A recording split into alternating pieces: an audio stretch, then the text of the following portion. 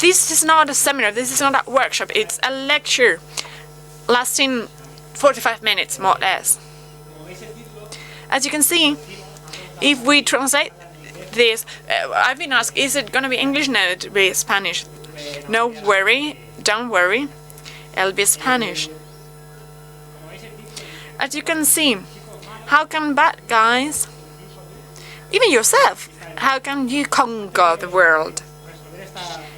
Before we solve the riddle and get to know what conquering the world means, because it can mean different things, but digitally, in the computing world, conquering the world means being there and having quite the power on the internet, and this is done through machines, especially having them distributed around the internet. So, I would like to make it clear that we will explain a series of tools, or specifically one that I've developed that has been posted. It is integrated with a meta-exploit. And as a disclaimer, I have to say the tool has been developed for auditing purposes and educational purposes, never for bad purposes or for evil purposes. It's the same as with a knife. I can slice hand or it can slice your throat. So depending on how we use the tool, we can use it for good or for bad purposes. So this is my disclaimer. I don't want any trouble. So outperforming my colleague from Incivic will be difficult. This is me. I'm the co-founder with Juan Antonio Calles of Flu Project. Project, I hope you are familiar with it. Do you know it? Do you know my project?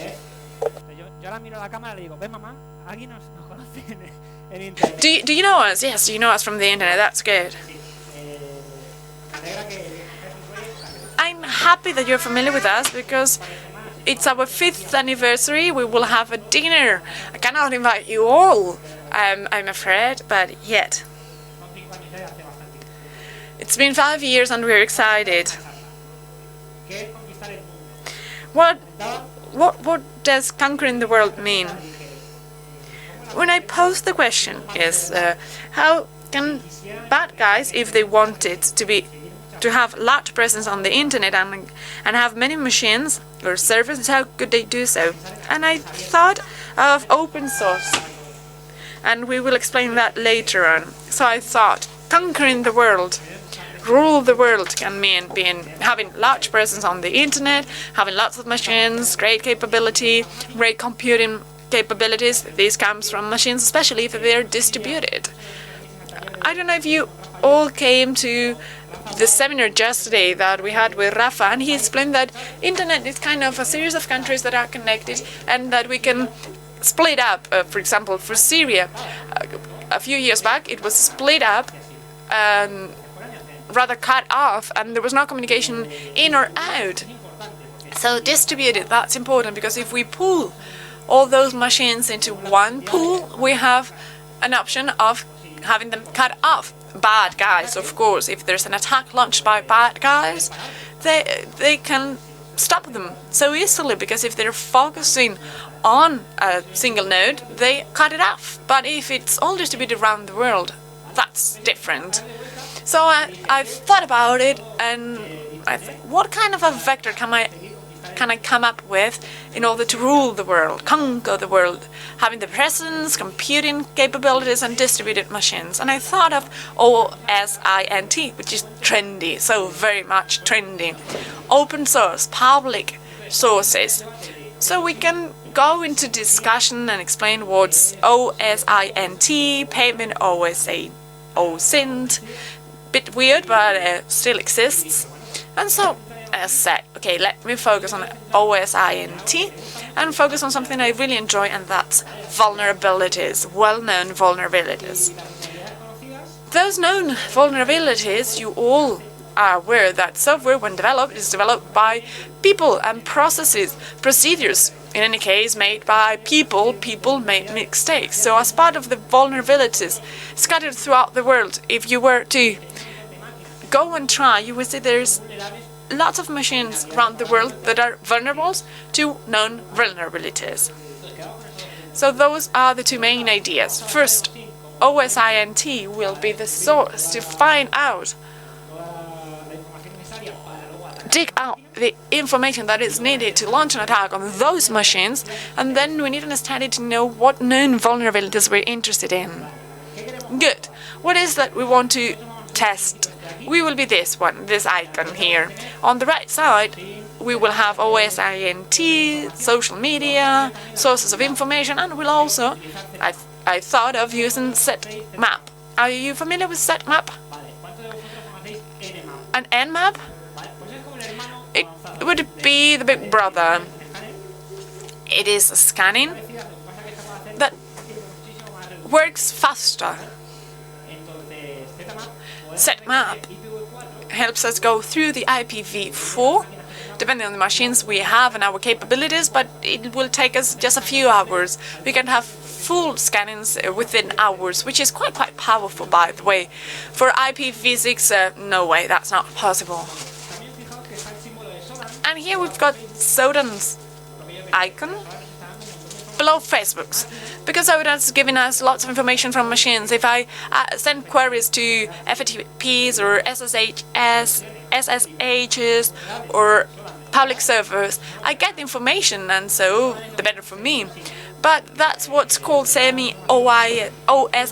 It gives you public information, that's true, but it is confined to or narrowed down to a given value. You need to pay and develop an API, so that's it. Setmap, I found it interesting, and having this internet scanning, and yet we will see later on what happens here. So this is the idea. OSINT, getting a weapon ready, and that's the model I mentioned before, because in the end it is a weapon. It all depends on how we will use it. But again, it was my disclaimer when I started, I'm not the one to be blamed. And if we were bad guys, we would use the information we got out of OSINT, out of public sources and IPs from known machines and known vulnerabilities. And with that weapon, I could fire against those machines, shoot those machines, and tap into vulnerabilities and stay in control of the machines. And why do bad guys, why do they want to get machines on the internet?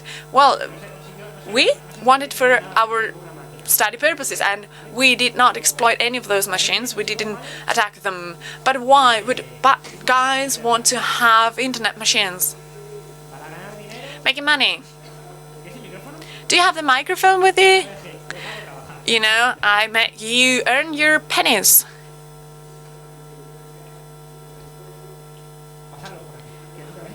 So, pass it around. You always enjoy the mic, don't you?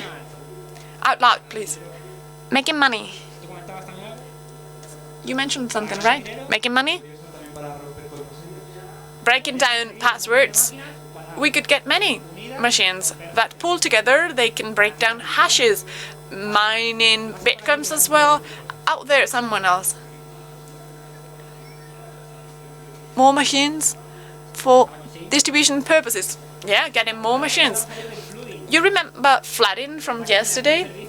And also DOS attacks. If we get lots of machines, we can use them all and have an attack. And when distributed, it's more difficult to cut them off or cut them out, so it makes sense.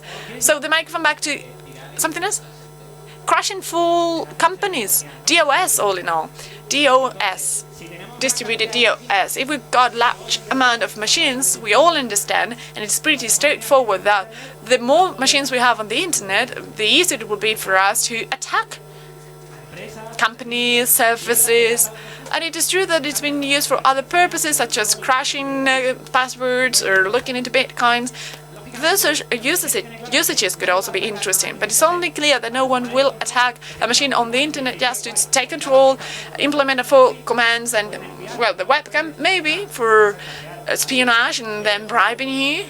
But usually servers on the internet will be used for other purposes, series of purposes actually. They distribute these little icons here.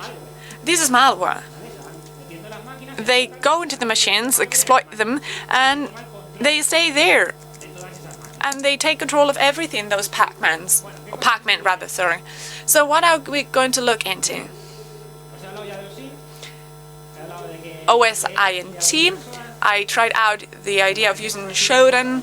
I thought it was easier to have my set map and have it studied. It's interesting. And that's where I heard about scans.io. That's all I'm gonna say. Later today you will probably go into scans.io and you will see what it's all about. And I also had to find a series of known software vulnerabilities, and there are so many. It's been so many years that we've been digging out vulnerabilities and public exploits, and it's all public fraction. Exploits are public as well. They are out there and we can use them to take control over those machines. But all that information coming from OSINT needs to be processed. And my colleagues at Telefónica are good at this, very good at this. But I decided to do it myself and having my own way. It's a bit more homemade, and yet I'll explain later on how I did it all. In a nutshell, it's about finding vulnerable elements. I would get lots of information from the internet about vulnerable software, and I'll see versions of vulnerable software that I know. I will explain their machines. Let's say that easily you yourselves can reach out to thousands of machines in just a short time. You can get control of thousands of machines using public exploits or known vulnerabilities, and you could take control of those machines. It's scary and yet quite simple. And then we feel the need to have a central node, a hub. I decided to have a hub, and I used my knowledge on Betexploit and its usage, which is pretty simple. I can have this special hub. So for each machine, I have the module with all necessary information to launch an attack on that very machine and compromise it. And that way, we could also distribute malware remotely. This would be done just by bad guys. By the way, bad guys, people at home, this is only done by bad guys. Okay, item 5. I said, okay, it's good, but I have to check that they're really distributed, and it is important that they are. So I have the geolocalization of the IP addresses. That's quite simple because there are internet services where you send the IP and they give you a lot of information, but you have to do that. And then to make it more graphic and for you to get it better, I have to build a world map where I'm going to include the countries where we would theoretically get machines and see if it's an appropriate distribution or not. So the truth is out there. And why did I choose scans.io? Well, because my colleague Rafa mentioned that to me. Rafa, who was here yesterday with me. And they weekly do IPv4 scans of different services of SSH, and they dump it in a JSON, and they give you all of the database in a JSON. And I said, well, this could be useful because to set up ZMap, which is 20 minutes, yes, but to launch it when it's already given to me weekly, well, that could be interesting. I looked at the sources and I said, well, who are these people, the scans.io, because they could give me false information or anything. But I saw that behind scans.io, it's Michigan University, Fedora Project, and Rapid7 even. So these are companies and universities that have a reputation. So I decided to use it. It's a bit lazy on my side rather than launching it myself to take the supply from these people. And I decided to focus on the FTPs. The vulnerabilities that I wanted to look for, and for my study I just needed 5, the FTP services in IPv4, and if you see, they have it with ZetaMap and with ZetaGrab, which only grabs banners. Banners can be deceiving. They can be a honeypot that tell us that this FTP is this version of this product, and that could be a lie. And this is a risk we have to take, because even if we don't do too well and we have a 50% success, if we're talking about 50,000 machines, we're talking about 25,000, which is not too bad with the mechanism we're going to use. The following question is, okay, so where could I find the known vulnerabilities and exploits? Well, if you work in security, it's as simple as going to places like Packet Storm, exploit database, security focus. So if you Google these things, you can find public vulnerabilities and public exploits. And there is a page, the old 1137 day. And the exploits come in different formats: Perl, C, Python, even the Metaxploit module, which is already ready-made, and that could be interesting. So if we search the web, we can find all that necessary information. For this case, we're going to use, or to process all the information we collect, we're going to use these software versions: the Pro FTP, WAR, WS FTP, different versions, and PCMan. At least you will have heard of Pro FTP. The challenge is also to know whether these servers that often we think, well, this is not going to be used, it's not going to be internet, and then you realize that there are more machines in the internet than you imagine. So if we take a look, the modules, we have a Metaxploit module for the FTP, so we're talking about pre-prepared exploits to be launched. We have another module for the WAR FTP, and they are all tested and they work. They execute arbitrary code in the machine. And then we have the PCMan, which is quite peculiar because, is there a journalist in the room? Okay, then I can't say that. No, he is not a journalist. I know him. If we tell journalists, well, this is being recorded. I love journalists. But if we tell them, the PC man, after this study, we see, I don't know if it was 100 or 200, and all of them were located in Taiwan. Well, it's a software from there, and they're using it.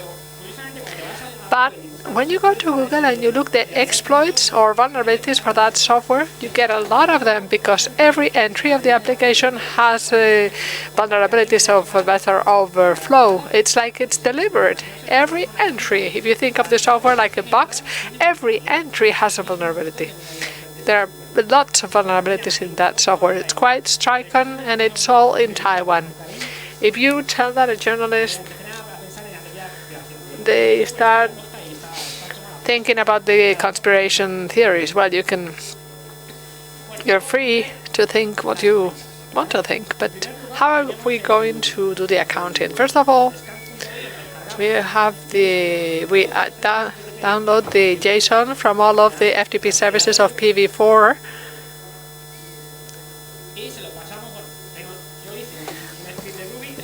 I did a script of Ruby. This is not public because I'm not a developer and I'm slightly embarrassed as a development, but it does work.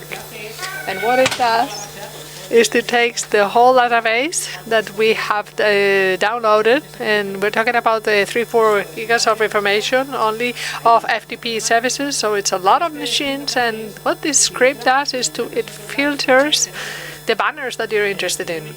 What am I? Well, I'm interested in the FTP, the PCMan, all of the softwares that I've shown you before. Those are the ones I'm interested in.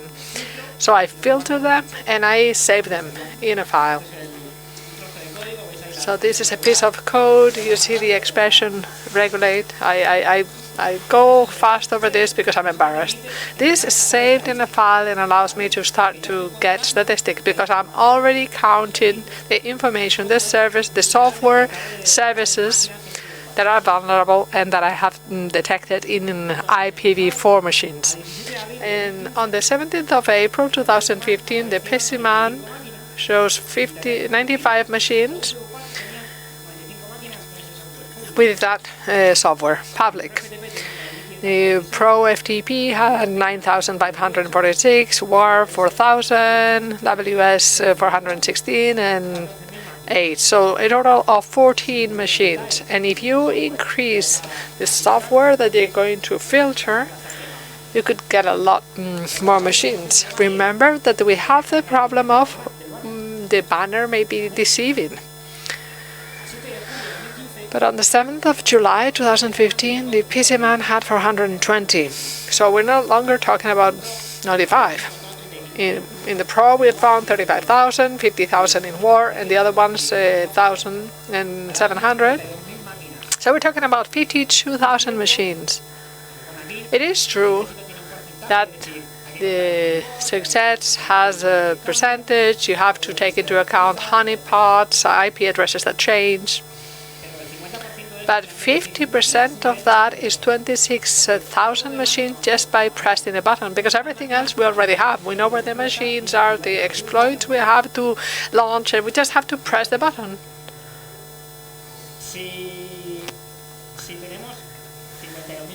If we have 24,000 machines only with software that you think that's not very well known, imagine when you have a 0 day of something that's in the internet and that has a lot more use, the danger is huge. Remember of cell shock? Remember cell shock? Who does? Don't be shy to raise your hand. This is a Saturday morning and you have to do some exercise. Well, shell shock was a critical vulnerability that had to execute arbitrary code, and it was in many components because it was something from Bash. Anything that used Bash was vulnerable. So exponentially, imagine how this can grow, and we could easily add to the FTP list. If we go to some other software, it's the same. So you keep on piling up sort of object software and study. So what we want to do now is to use a red button that we can use, and since we have already found the machines, to launch the adequate exploits to take control. This is what the bad guys would do. I wouldn't do it. I repeat that. This is an extract of the module that I did for Metaexploit, and the goal is that it's going to start launching exploits all the time. If we have 52,000 machines, what we're going to say there's a file that I'll show you later with the information of where the machines are and what module you have to launch, and the module automatically will set itself up to send Metaexploit against those 52,000 machines. It might be successful in many cases and unsuccessful in others, but you will get machines, no doubt. And then the framework allows you to execute automatic actions once you seize the machine. So you could upload the malware automatically and execute it. We could have done a demo with a .comment. It's a rat that's quite powerful. I've said that it's no longer so impressive, but it's still quite powerful. But we won't do it. For many of you will have heard that Metaexploit had something called auto-pound. Have you heard of it? How many of you? Well, that auto-pound was a bit more chaotic because we did a fingerprint with Nmap, and you collected information from the equipment, and it made an inference about what modules to launch, and it ended up launching many unnecessary modules. In this case, these modules are not unnecessary because we are limiting the software or the modules to be launched, and for what software. And how does the module work? Well, everything begins before you press the button with the host file that I will show you later on. It has different lines, and for each line represents a remote machine. And in that line, we're going to include which exploit has to be launched and a few more arguments I'll detail later. And the module will also automatically configure a number of things. I'll go in more detail about this because I think it's quite interesting. And finally, this is what we'll get.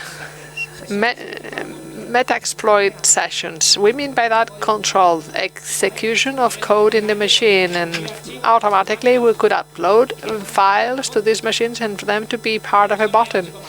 That's what the bad guys would do. I repeat. So the name of the module is exploit lower line machine.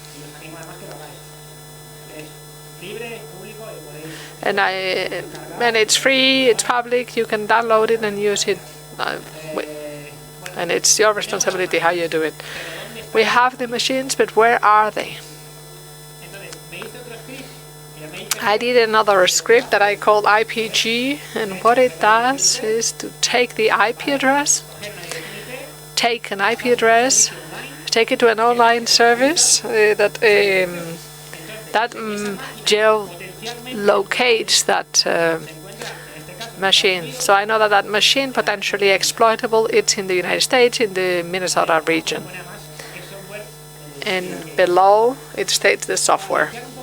To clean this up and to have a map, I did another script, and its name is not pronounceable, but it's I transfer from this information to just the IPs, and why? Because I'm going to paint these IPs in a map. I did another script, and this is the final result. It is true that we are not distributed all over the world because we don't have a lot of presence here, and in some of the countries here neither.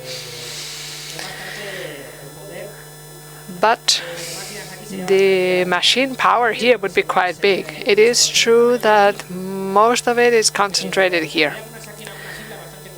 Here there are some interesting islands in the Bahamas. We could have 3 or 4 machines. That was surprising. I never thought we could have machines in the Bahamas. We could have other things, but machines. For me, this was fascinating. So I wanted to know more, and I hope you want to know more. So I'm going to describe a demo first, and then you will see real images of the module as it works. So the first thing we said was that OSINT from public sources that was going to recollect the information. We're going to download it from scan.io, and we're going to process it. Look at the Ruby file where we have the database, and what the script is bringing up, it's counting machines, and it tells me from these are the findings for the regular expression, which is going to be the banner of the machine that I'm looking for. We could introduce in the script of all the banners we want to filter, and we could have it filter by files, of course. And this was the result, more or less. You see a document where we have the host, we have the banner, and we store all of that in a file.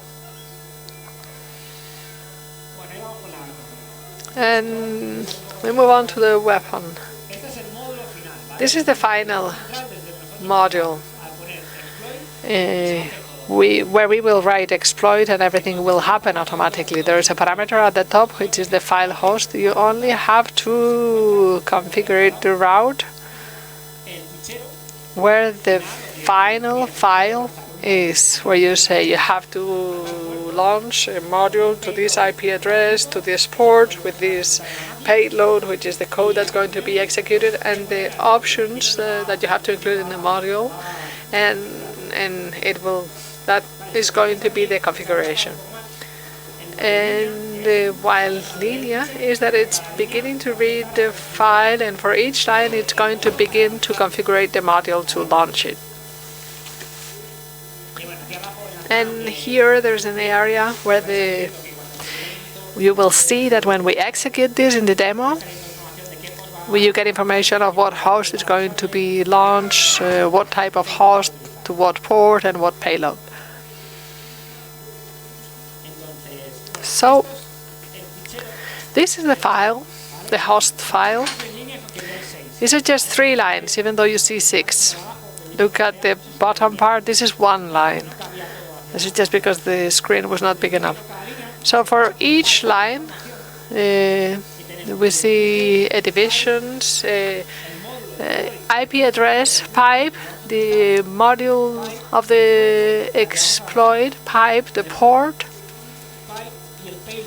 pipe, and then payload. So the code that's going to be executed in the remote machine. And in the second and the first lines, you see there is also a 5th pipe, 5th argument. And in here it talks about initial Autoroute script. These are, what this is saying is when you take control of the machine, you migrate processes. Why? Because if you're attacking a FTP and that crashes for whatever reason, as soon as you take control of the machine, you migrate the process, and our code migrates there. And we could ask for the malware to be uploaded directly. We could include that in the argument.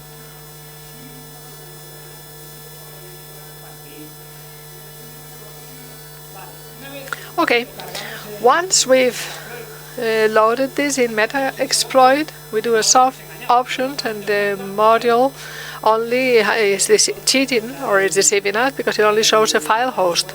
And you have to say where the host file, you have to tell it where the host file is, and so that it can process it and start launching the exploits. But I realized that in some cases we can. Do you all know what a meterpreter is? Okay, quite a lot of you. A meterpreter is like it's like a huge payload. Usually you can be given a shell, and that's good, but a meterpreter gives us a shell and a lot of extra functions that we can launch. It's like we were physically in the machine and we could do everything. So I said in some modules, particularly in Linux, being a name, you cannot allow an interpreter, upload an interpreter with a malleability, but it does allow you to get a set. And there's an option in the module which is you give me a shell, and if I write this advanced, soft advanced, if I configure this to true, it detects that a shell has been detected, and it does an automatic upgrade. And that's quite interesting, quite convenient as well, because having an interpreter in a Linux it's better than a shell. And this is an example. When we launch the exploit, you can see that the IPs are all local, because I have not done tests in internet. That would be a crime. And I've tested it in my local network. Well, between my machine and my virtual machines, and the module has been devised to do internal auditing in companies. This can be used in company audit. And as you can see, in gray, it's showing us the print that we've seen earlier on that I've emphasized, and it tells us on this machine we're going to launch this machine to this port, and we're going to try to introduce a meterpreter to this machine if it's vulnerable. And you see that we use the check function to verify whether this software is really vulnerable or it isn't. And then we send the exploit. And if it works, we exploit the vulnerabilities and it gives us back the interpreter and we have control of that machine. But this is not of interest for the bad guys. For auditors, yes, but not for bad guys. They would made an automatic uploading of a malware and then close the session. Execute it and then close the session. So notice, and this is to encourage you to program in Ruby for meta-exploit. Look at the simple check, which is check simple, which is just 2 lines. In these 2 lines, what you're doing is to check that the remote host software, whether it is vulnerable or not. And can we see the rest of the code? Yes. You have it here in this GitHub. And I recommend and encourage you to collaborate to improve this module. There are people who've told me, well, when you get a session, it can detect whether we are executing with administrator privilege or not, and to try to launch local exploit. Of course, yes, all of that could be done. There isn't much time, but we can improve it, and it has a lot of potential. And really, this module in internal audits would be very, very useful. So we have the machines, but are they distributed? This is what we've seen earlier on. In this software, in this PC man from Taiwan, you had all of the IPs with sort of in the Taiwan region. This is the launching of the script of the map generation that we generate with an external service, and this is what we finally got. And we can see that we're present, that it's present, or there is presence in quite a lot of countries. And you will tell me, yes, but you haven't really checked. Yes, here we're talking about the percentage here. If we get 50%, or even if it's less than 50%, if just pressing a button we can get 5, 10, 15,000 machines. We're not talking about 13 million machines, but like the butterfly people, but bad guys couldn't find the use for this. And now we're going to do a final POC, because what's funny is to check, and we're going to set an XP Windows, another with a vulnerable software, a Windows 7 with another vulnerable software, and Linux. And the goal is going to get this 4 sessions. We get this one, which is an XP, and then we get this one, and then we get the shell in Linux, and then if we have the automatic upgrade, it uploads the interpreters and it leaves the 2 sessions.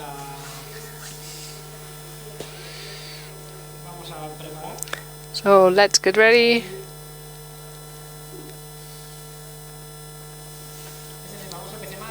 This is the famous PC man. It has problems with its regional configuration.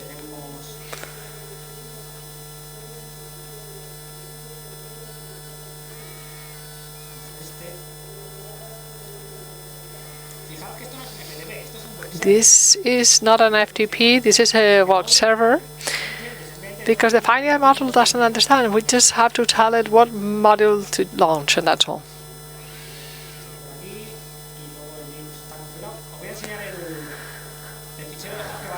I'm going to show you the whole file that's going to be read. These are the addresses. These are the modules, the port, and the shellcode. In this case, in the Windows 7, we're going to, as we can exploit the vulnerability, it's going to migrate automatically to a new process, an OT pack directly, and it will get inside.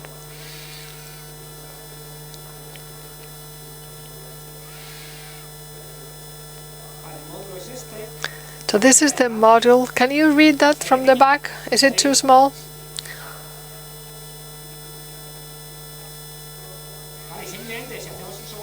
And if we do a sub option, you have the options of what's the file and that's all. If we do a so advanced,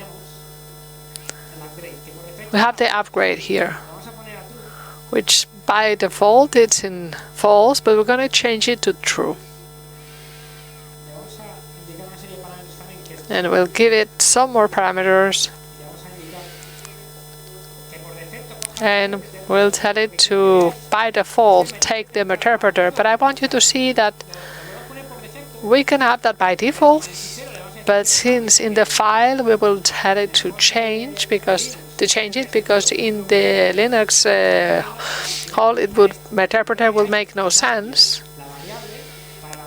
We are going to tell, we want you to use this. So I want you to see how it changes the variable in this case. So we can have this configuration. And then we launch.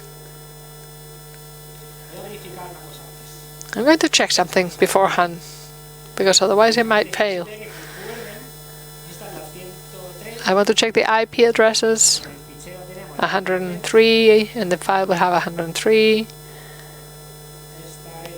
This one is 104. That matches.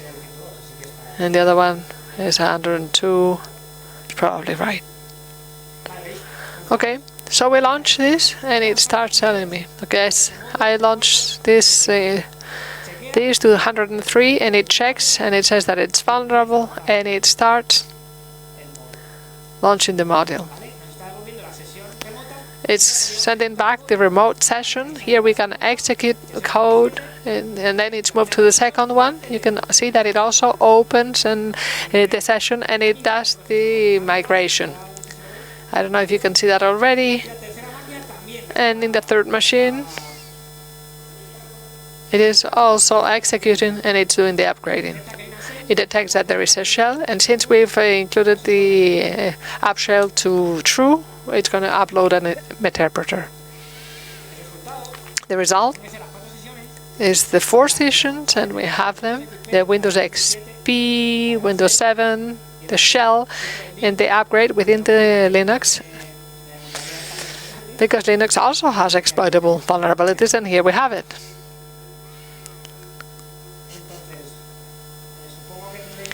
So I guess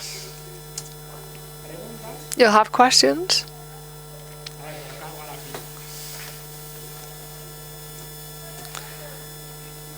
I hope it doesn't fail now that we're almost done.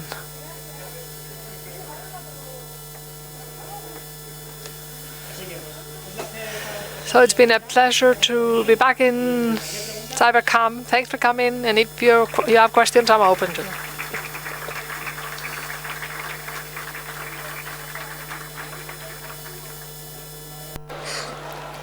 ¿Preguntas, Jaime? Jaime, questions?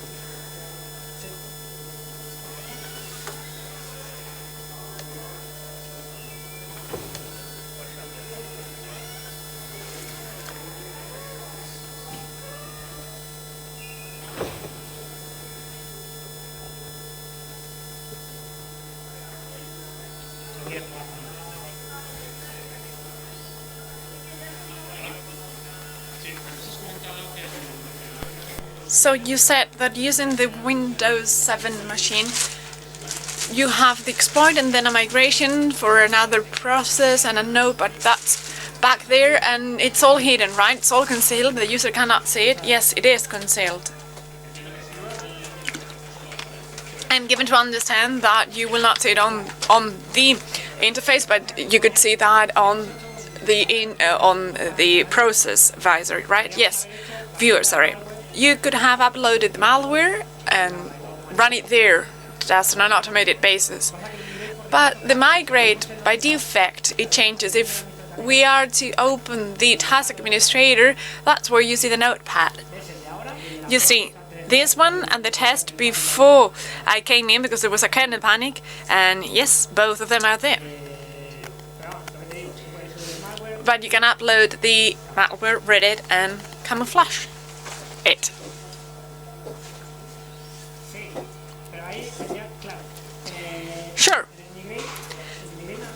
in migrate minus F, we could not specify which one.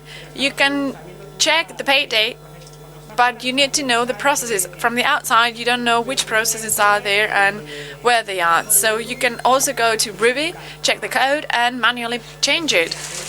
Instead of Notepad, open something else. It is just one prompt.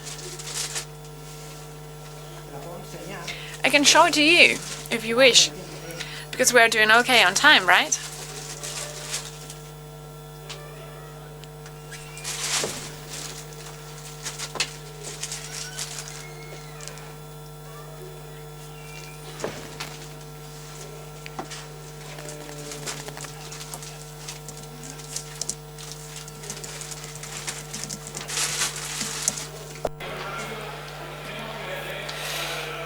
Aquí, interpreter. Lo que está lanzando es ese código en Ruby. They're just using that code on Ruby.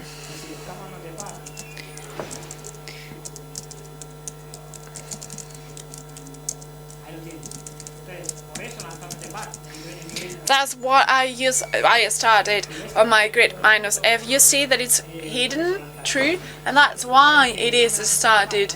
Instead of Notepad, I want something else. I don't know, calculator. If it's privileged, any privileged process can be it. Anything else?